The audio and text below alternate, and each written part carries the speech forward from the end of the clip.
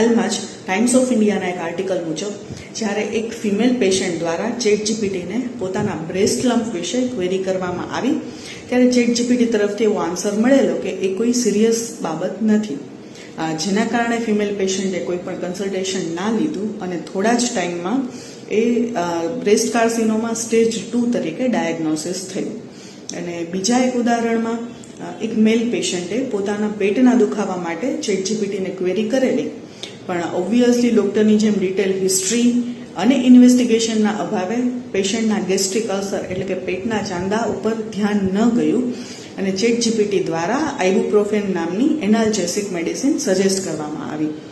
અને પેશન્ટે જ્યારે ટ્રીટમેન્ટ તરીકે આઇબુપ્રોફેન મેડિસિનનો ઉપયોગ કર્યો ત્યારે તેને ઇન્ટરનલ બ્લીડિંગ ચાલુ થઈ ગયું અને એની કન્ડિશન હતી એના કરતાં પણ ઘણી બધી બગડી ગઈ. તો આ બે ઉદાહરણ દ્વારા એવું સમજી શકાય કે ચેટ જીપીટી અથવા તો આર્ટિફિશિયલ ઇન્ટેલિજન્સ એક ડેટાબેઝ છે. એને માહિતીના સ્ત્રોત તરીકે આપણે ઉપયોગ કરી શકીએ, પણ એ માહિતીનો કયા સમયે કઈ પરિસ્થિતિમાં ઉપયોગ કરવો એનો અનુભવ ચેટ જીપીટી પાસે નથી કે જે ડૉક્ટર પાસે છે. એ ઉપરાંત ડ્રગ ઇન્ટરેક્શન એટલે કે બે દવાઓ વચ્ચે કયા પ્રકારનું ઇન્ટરેક્શન થશે, કઈ દવાનો ડોઝ ક્યારે વધારવો, ક્યારે ઘટાડવો અથવા તો દવાઓ ક્યારે બંધ કરવી, આ પ્રકારનો અનુભવ પણ ચેટ જીપીટી પાસે નથી. ચેટ જીપીટી ઇમરજન્સી ટ્રીટમેન્ટ પણ નથી કરી શકતું.